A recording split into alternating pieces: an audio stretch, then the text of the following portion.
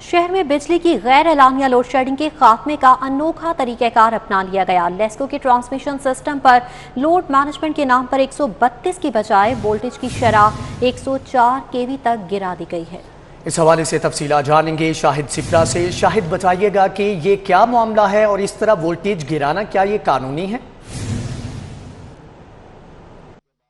जी बिल्कुल, शहर में बिजली की गैर एलानिया लोड शेडिंग के खात्मे के लिए अनोखा तरीक़ाकार अपनाने का इंकशाफ हुआ है। ज़रा ने यह बताया है कि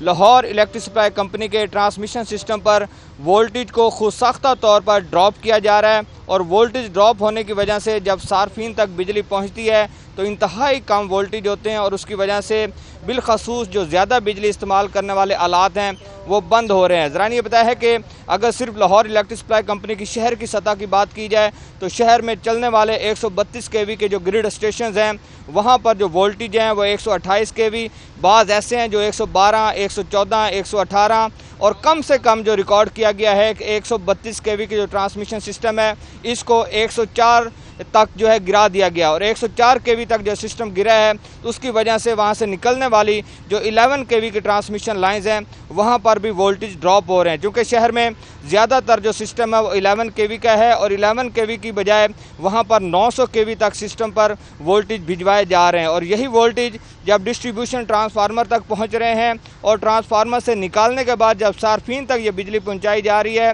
तो 240 वोल्ट जो है वो स्टैंडर्ड है कि ये सार्फिन तक पहुंचाना होता है, लेकिन अब वो नहीं पहुंचाए जा रहे। बाज़ ऐसे इलाके हैं जहां पर यही वोल्टेज 200 वोल्ट से कम हो रहे हैं, बाज़ ऐसे इलाके भी हैं जहां से 170, 180 वोल्ट तक जो बिजली है वो सार्फिन तक पहुंच रही है। कम वोल्टेज में बिजली पहुंचने की वजह से ना सिर्फ उनके दीगर जो हालात हैं उनकी जलने की कंप्लेंट सामने आ रही हैं, बल्कि जो कंपनी है उसको भी सिस्टम चलाने में काफ़ी हद तक मुश्किलात का सामना करना पड़ रहा है। शाहिद सिप्रा, बहुत शुक्रिया आपका।